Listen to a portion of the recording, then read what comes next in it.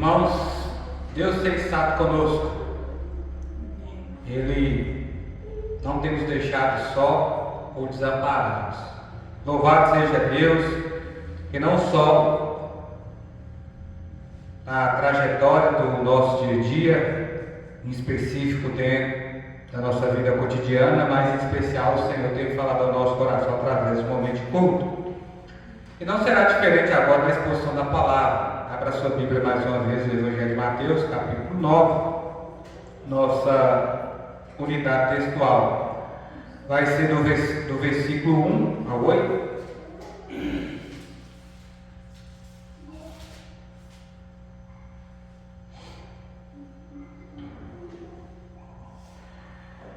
Na sequência do que nós estamos observando, investigando, que é todo o conteúdo do evangelista Mateus. Jesus ele tem autoridade e poder.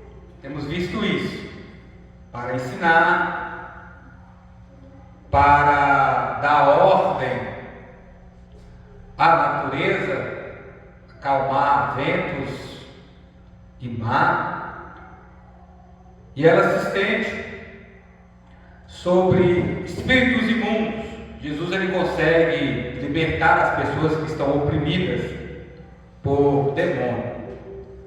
Mas hoje vamos perceber que essa autoridade e esse poder ele não se restringe somente a isso. Vamos nos aprofundar diante de um patamar mais profundo do que é essa realidade desse poder, dessa autoridade imensurável que Jesus tem. Como homem, ele diz que tais coisas foi dado a ele pelo Pai.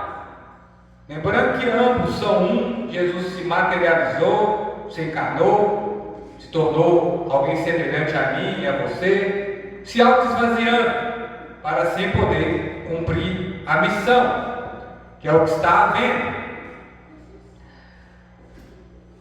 Eu quero que você preste atenção no seguinte: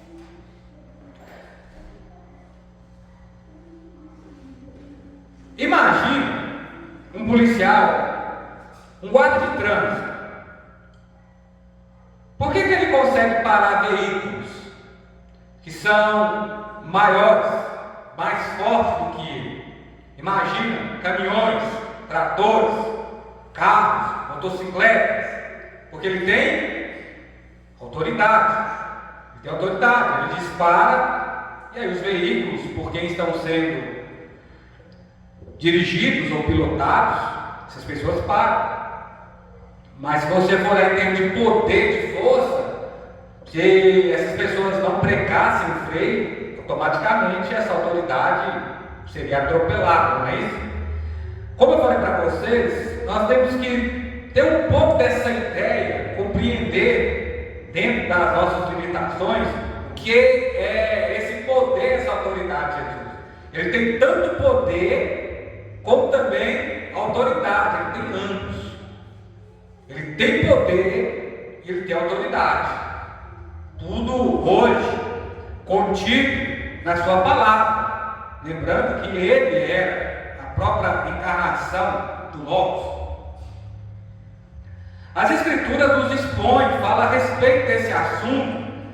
E como eu falei para você, prestando atenção, deixando o seu coração literalmente a mercê, à disposição daquilo que Deus está realizando, você vai ser tocado, entender profundamente o quanto esse poder ele é diferenciado, o quanto essa autoridade ela é sem igual, não só no que existe, mas inclusive na sua vida, na minha vida, de modo especial. Por quê? Isso vai falar sobre o porquê você colocou a sua fé em Jesus, o porquê você creu no nosso Senhor. Jesus vê a nossa fé e ela nos leva até o seu perdão. Jesus ele percebe a sua fé aqui nessa noite. E foi essa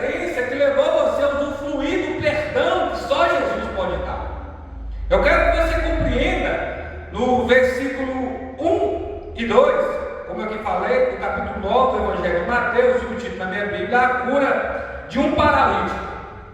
Eu quero que Maite, por favor, lê o primeiro versículo e a irmã Maria lê o segundo, para nós, em alto bom som.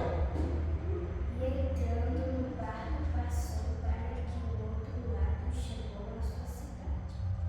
E eis que lhe trouxeram um paralítico deitado no campo. E Jesus, vendo a fé deles, disse ao paralítico: Filho, tem bom ânimo, perdoados te são os teus pecados. Nota, temos um rapaz paralítico que é conduzido, pensamos nós, pelos seus amigos, que ficaram sabendo sobre quem Jesus era e o que ele era capaz de realizar. Tudo isso é a promoção do Evangelho, tudo isso é o Senhor alcançando as pessoas, tudo isso é Ele adiantando, indo de encontro aos necessitados, como que aconteceu com você e comigo. Nisso, eles planejaram: vamos levar o nosso amigo impossibilitado de se mexer até Jesus. Eles demonstraram preocupação com o seu amigo. Então, amigo de verdade é aquele que te leva até Jesus. Eles têm uma fé partilhada. O que está havendo é que Jesus ele estava comunicando a palavra. Mais uma vez, ele sai de um ponto e vai para o outro e continua a sua missão. E nesse meio tempo, os ouvintes de Jesus, mais uma vez, eram as pessoas que abarrotaram o local onde ele estava, a residência, a tal ponto de ter gente do lado de fora. E os escribas, os fariseus, estavam lá também, mais uma vez, tomando nota de tudo aquilo que Jesus estava transmitindo, da sua palavra que ele estava compartilhando. Mas eu quero que você pense o seguinte: aquela época é diferente de hoje. Imagina os esforços que eles tiveram para conduzir esse seu amigo até Jesus. Pense um pouco. É uma fé produtiva, é uma fé que gera movimento, é uma fé que leva indivíduos até Jesus, é uma fé que conduz pessoas até Ele e nada mais. É assim, é uma fé que é um caminho até Jesus. É esse tipo de fé que você precisa ter. Por quê? O paralítico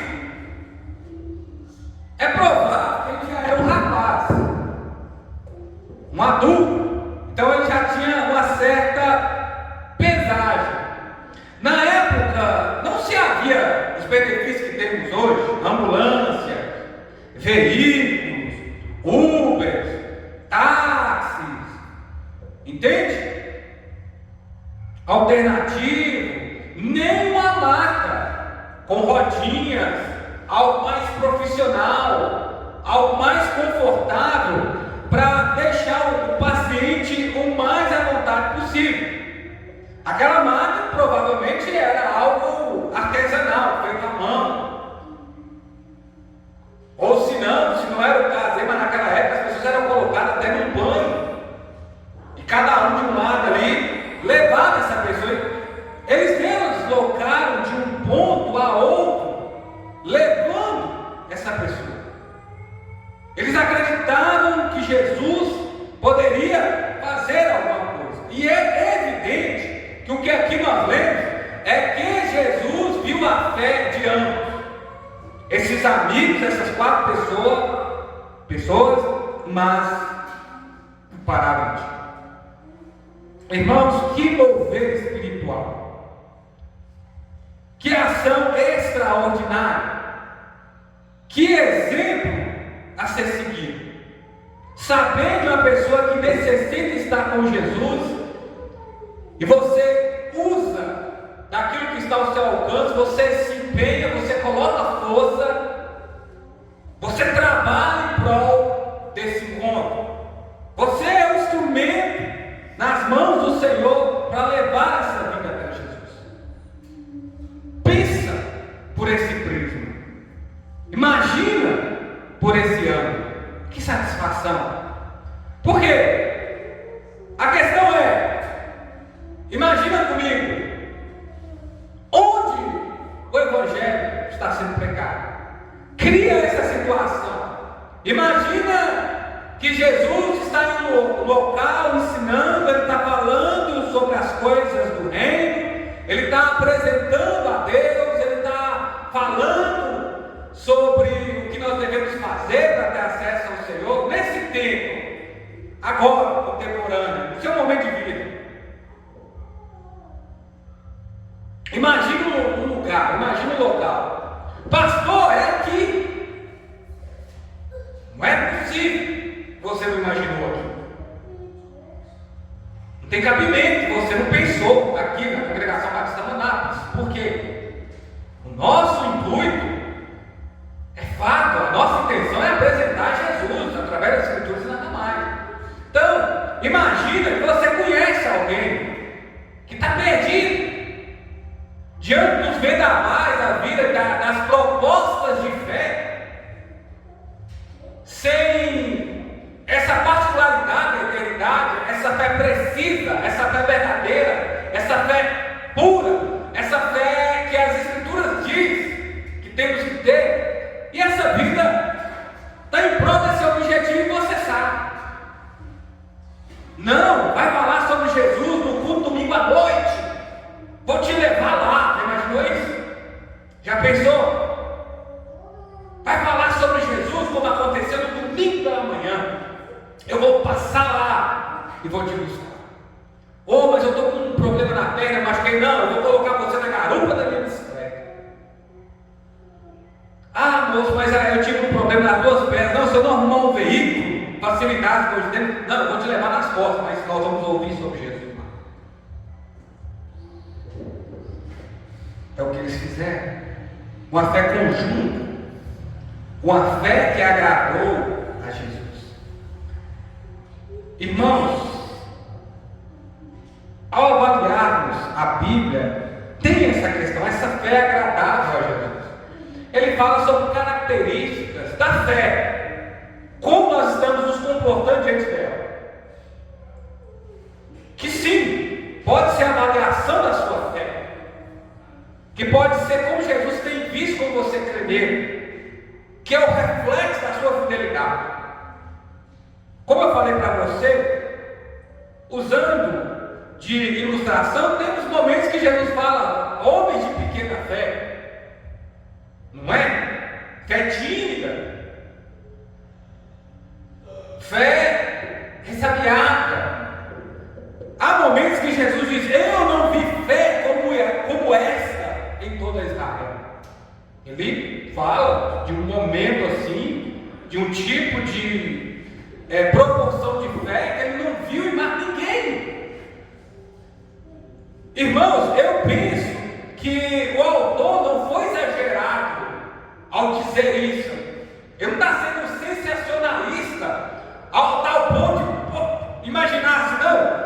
Jesus ele foi um pouco assim, empolgado demais. Não é isso que quer dizer. Ele colocou a expressão. Jesus avaliou e não viu uma fé igual daquele centurião. E o que ele falou com Jesus? Lembra do ponto que eu falei? Ele diz o seguinte, o Senhor é homem de autoridade, assim como eu. O Senhor diz vai, as pessoas vão. O Senhor fala para, o negócio para. Ele viu autoridade e poder de Jesus. Eu poderia falar mais sobre o aspecto da fé. Houve um momento que os discípulos caminhando com Jesus falaram assim, Senhor, aumenta a nossa fé. Jesus viu isso.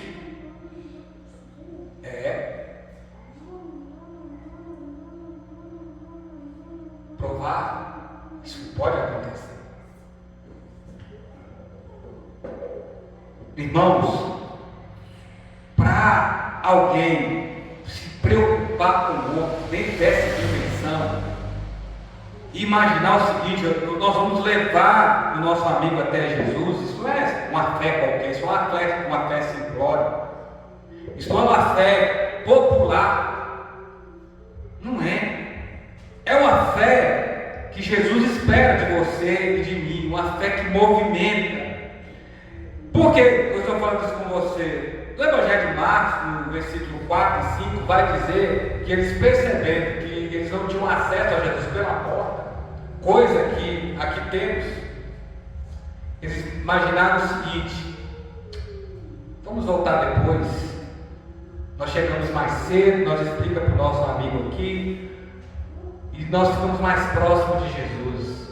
Nós ficamos sabendo que Jesus, depois de passar para Cafarnaum, ele vai para tal região da Galileia. Nós já pegamos o barco aqui, vamos agora e nós já vamos lá para o lugar que Jesus provavelmente vai dar conectos a nós, próximos. Eles poderiam dizer isso para o amigo: chegamos tarde, vamos deixar aqui. Vamos deixar para a próxima. Vamos lutar outro dia. Não é assim? Eles poderiam. E aquele semblante, aquele sentimento diante das análises que eu aqui fiz, poderia ter acontecido com eles, como aconteceu conosco, que nós nem vivemos o momento, não é? Aquela baixa estima, aquele sentimento de tristeza, aquele retorno para trás, sem ter êxito naquilo que foram procurar. Não, eles imaginaram o seguinte: deve haver alguma maneira de nós colocarmos nosso amigo cara a cara com Jesus. Olha para cá, olhamos para lá, imagina, nós mapeamos dessa situação, o que dá para ser feito? Tem a multidão, como a palavra fala, está como a muralha, tem a multidão, está como a fronteira, como que nós vamos passar, como que nós vamos romper com isso? Eles olham para lá, eles olham para cá, gente em cima do outro, até na porta lá, imagina só maneira de falar, e eles pensaram o quê? Tem um telhado! Meus irmãos, o que é isso? Sem uma escada de bombeiro, sem um helicóptero para baixar o cidadão, coisa que nós ficamos emocionados quando está levando alguém para o alto. Não, eles baixam, vamos destelhar o telhado. Tudo bem, por mais que haviam nas casas da época aquele telhado mais ou menos de palha, um pouco mais baixo do que a nossa congregação, mas diante dessa proporção de fé, eles davam um jeito de subir até nesse telhado e cortar, irmãos, um telhão desse aqui, para descer esse cidadão, para que ele pudesse estar cara a cara com Jesus. Essa fé, irmãos, que nos coloca aos pés de Jesus, que nos faz prostrar, que nos baixa diante dele. Vocês estão entendendo? Que nos faz nos prostrar diante dele, que vai nos dobrando diante do Senhor, que vamos abaixando, que vamos entendendo a nossa condição, que vai mostrando o quanto nós somos dependentes, o quanto nós precisamos discutir o céu. Isso discutir o céu. E a avaliação de Jesus foi o que? De alegria. Ele disse para o rapaz: ânimo, filho, os seus pecados estão perdoados. E ele olha para a fé de ambos. Esses rapazes, eles foram instrumentos da parte de Deus para levar esse rapaz até a fonte de salvação. Jesus, irmãos, é uma fé que não sabe o que é limite. Não é uma fé que não sabe o que é fronteira. É uma fé que rompe com aquilo que é inevitável. É uma fé que vai além do diagnóstico. É uma fé que vai além da opinião pública. É uma fé que vai além dos dissabores. É uma fé que vai além da falta de recurso. É uma fé que vai além da limitação das forças. É uma fé que vai além do imaginável. É uma fé que produz salvação. É uma fé que ultrapassa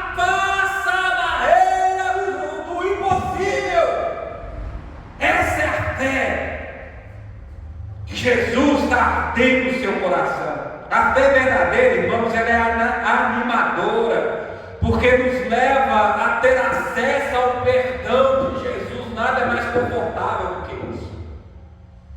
Nada é mais alegre do que isso. Irmãos, há coisas piores do que sofrer numa cama, por mais que isso é triste, por mais que isso é desconfortante. Imagina alguém sem poder andar, sem poder movimentar, dependendo dos outros. Naquela época a coisa era muito mais difícil, por mais que as coisas também não estão 100% agora, mas era. Mas esse cidadão não era salvo. Irmãos, nós podemos perambular para lá e para cá, exercitar, fazer isso e aquilo. Se nós não somos salvos, a nossa condição é do mesmo paralítico, porque a nossa condição espiritual. Estamos paralisados pelo pecado. É como se fosse um veneno mortífero que travou o nosso ser. E esse movimento é o aspecto da palavra, do Espírito, da proclamação do Evangelho, que nos leva até Jesus e ter essa fé verdadeira no nosso coração, porque Jesus vê a sua fé, Jesus vê a minha fé, e o que rasura o nosso coração. O termo rasura é razoar, pensar, especular, raciocinar. E o que eu falei com você? Você ia perceber nessa noite, você que veio, você que tem esse privilégio de estar ouvindo a Jesus, a palavra de Deus. O que eu te disse é isso, que você ia perceber o poder e a autoridade de Jesus num nível maior, que é de perdoar pecado. Chegamos em algo que, tipo assim, que nos faz valer e entender. Não, esse homem não é simplesmente uma pessoa, ele é Deus entre nós. Porque eu posso perdoar os seus pecados? Me fala, eu como pastor. Posso, o apóstolo pode perdoar os seus pecados, seja o título que for. Fulana de tal pode perdoar os seus pecados? Pode. Autoridade máxima, seja da denominação X, seja da Y, pode perdoar seus pecados? Algum ser humano pode, por mais importante que ele julga ser, dentro dessa esfera que nós estamos falando? Claro que não, irmão.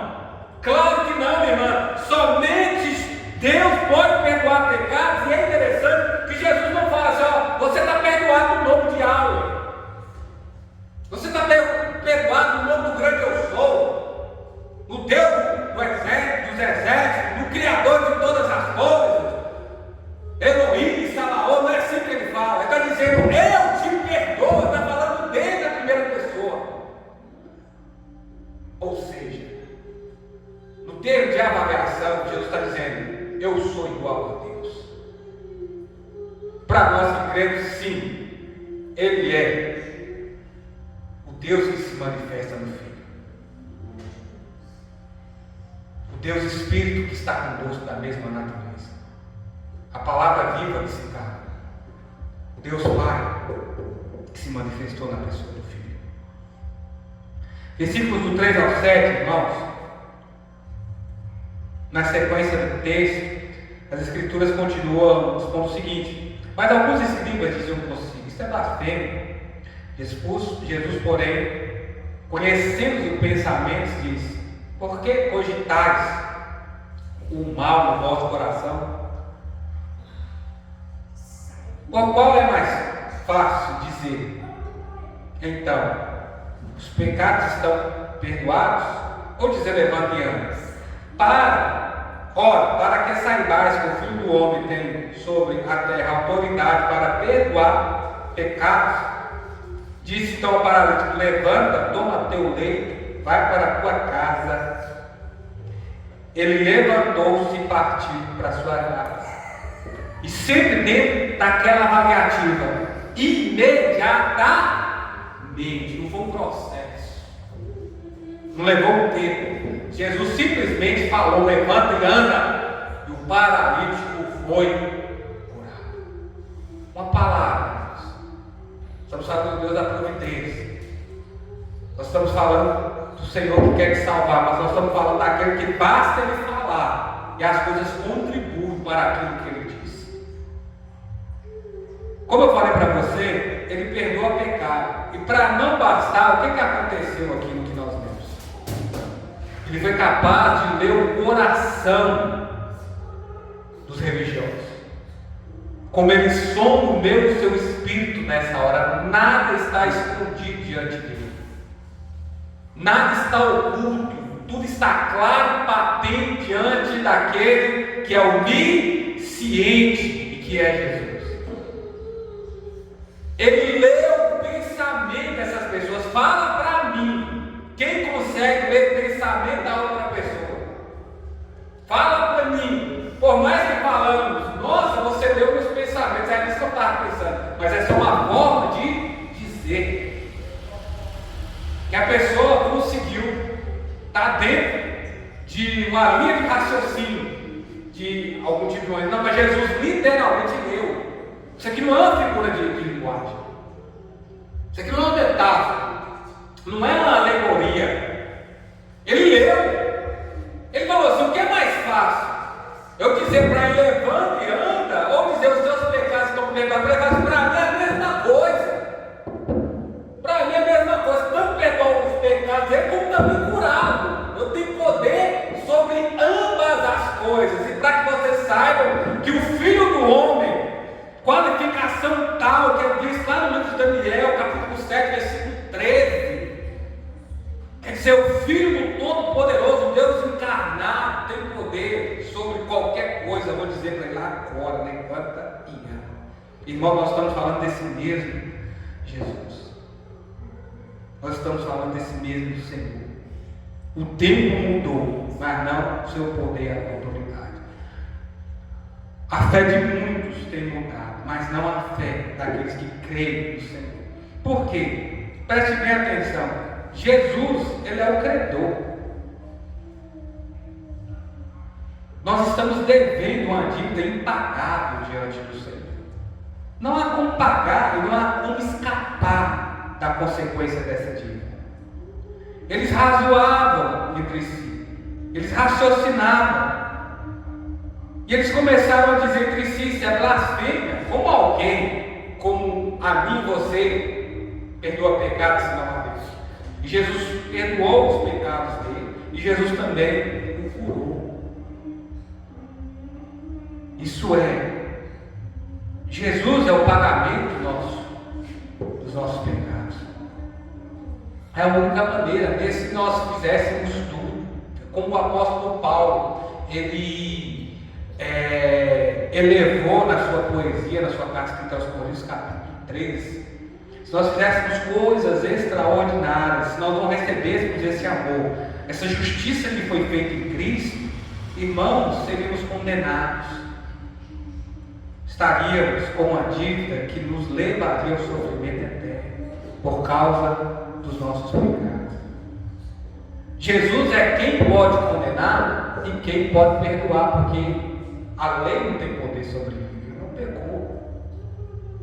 Jesus ele tanto pode condenar como ele pode salvar. Agora a questão é: você quer o perdão? É simplesmente crer nele, é simplesmente acreditar que ele é o Salvador, que ele é o Filho do Homem, que ele é o único capaz de transformar a sua vida. O rapaz, ele não poderia receber nada mais animador, tem de bom ânimo, diante das situações da vida, diante dos seus problemas, diante do que você tem enfrentado. É mais animador ainda que Jesus fosse: ó, eu venci o mundo, eu venci esse mundo avassalador, eu venci esse mundo que te tortura, isso é o sistema, eu venci o pecado, eu venci as trevas, eu venci o inimigo e suas armadilhas, eu venci, porque ele ressuscitou. Essa é a fé que vence o mundo, essa é a sua fé que te fez vencer, essa é a fé que te fez triunfar, mediante os seus desacertos, mediante os seus erros e as derrotas que temos aqui. É a fé que nos fez mudar a nossa perspectiva de eternidade, é a fé que mudou a nossa eternidade, é a fé que nos deu um alvo, é a fé que nos levou até o autor dela, é uma fé que nos faz crer que Deus existe e que Ele é galardoador de todos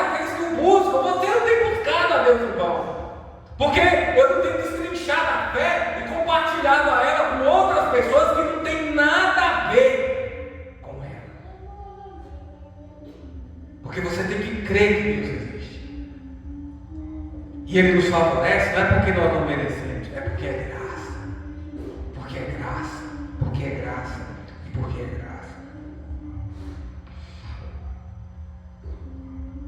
Irmãos,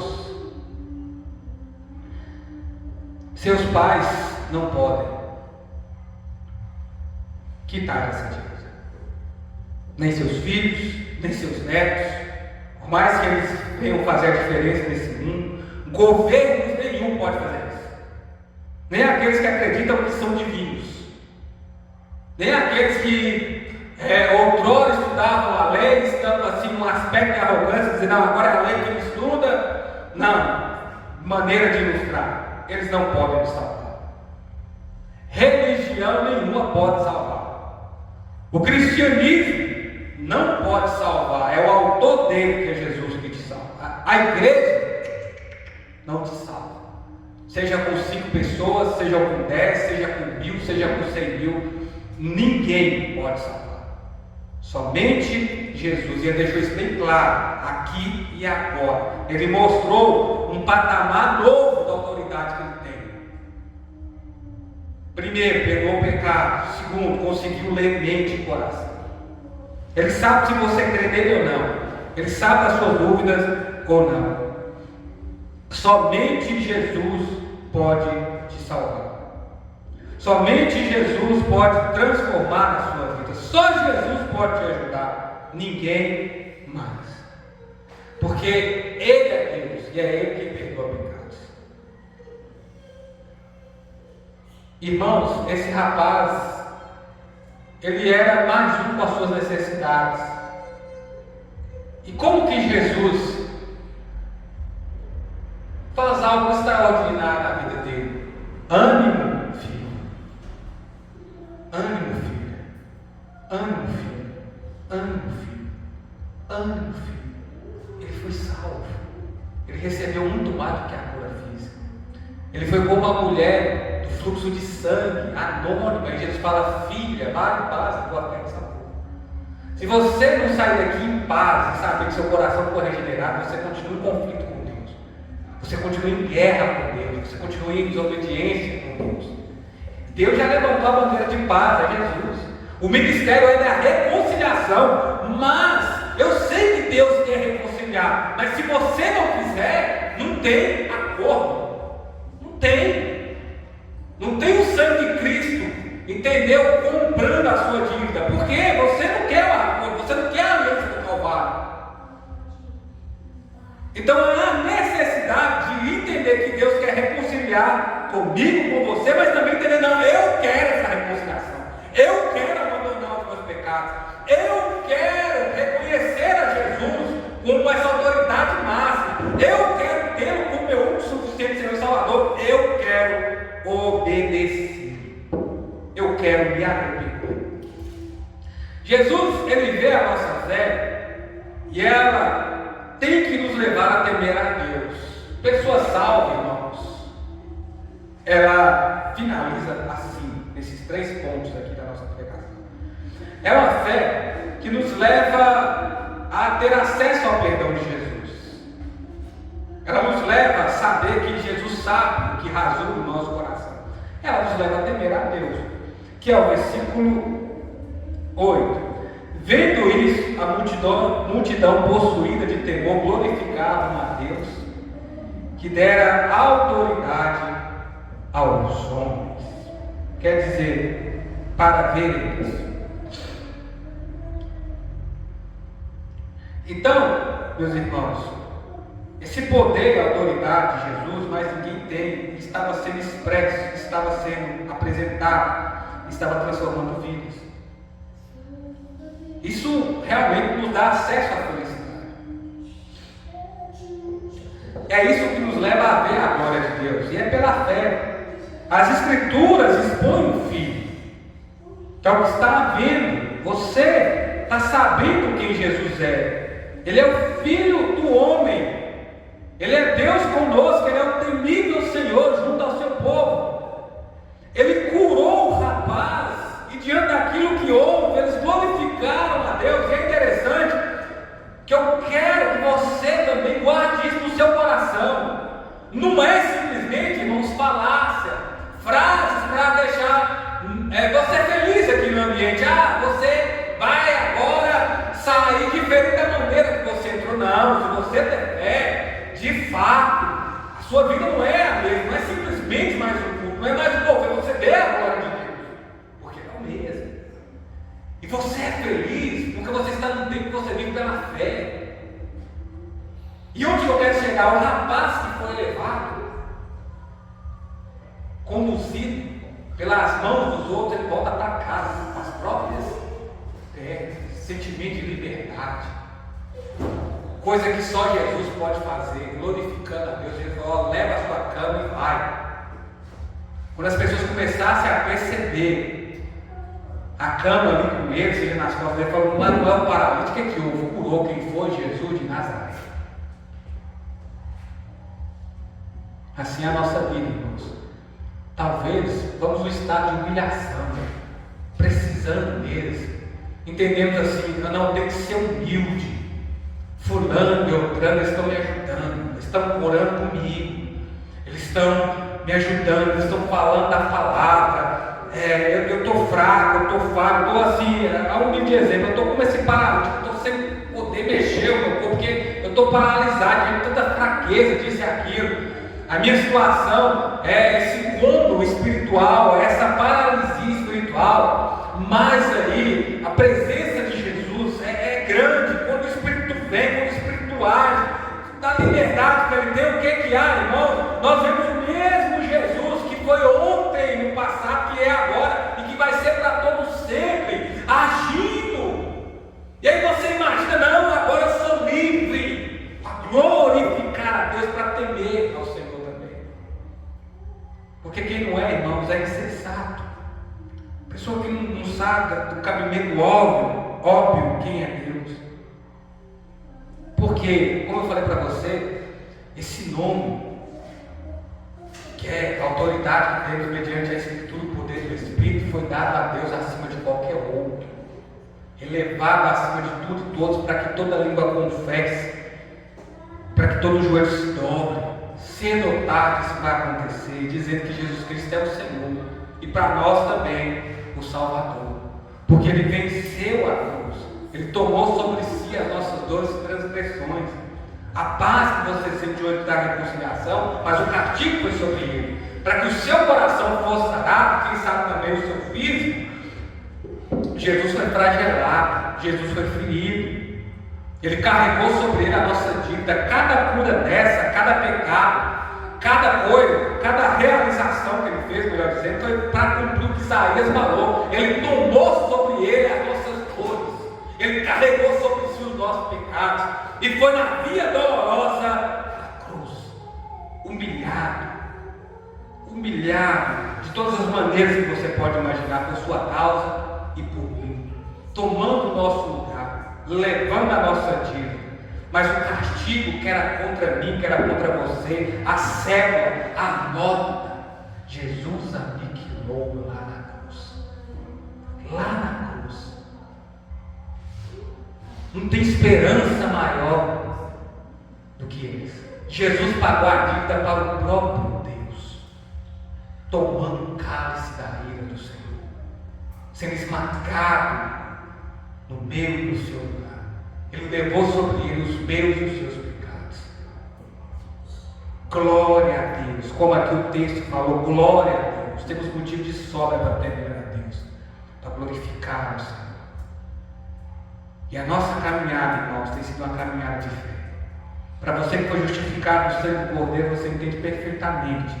Como aqui cantamos, diante daquilo que é impossível para você, não tem como voltar atrás, porque vivemos é pela fé. É a fé que abre portas, é a fé que faz as coisas acontecerem, é a fé que nos leva a ficar até firmes na presença de Deus. Amém?